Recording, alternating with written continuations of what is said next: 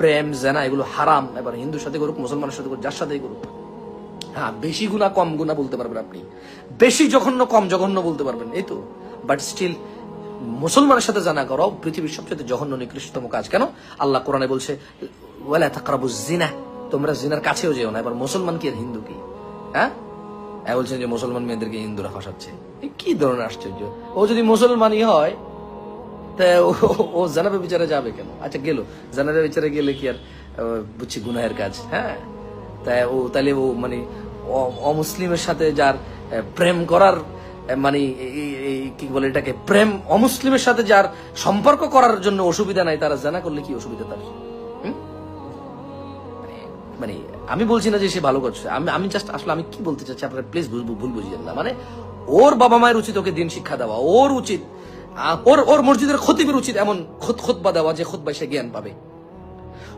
ওর এলাকার যে ওয়াজ মাহফিলে ওয়াজিনরা যায়, সেই ওয়াজিনরা এমন ওয়াজ করা উচিত যেখানে এই মেয়ে জ্ঞান পাবে, আল্লাহ সম্পর্কে জ্ঞান পাবে, দিন সম্পর্কে জ্ঞান পাবে। ও যে স্কুলে পড়ে সেই স্কুলে তার দিন শেখানোর ব্যবস্থা থাকা উচিত।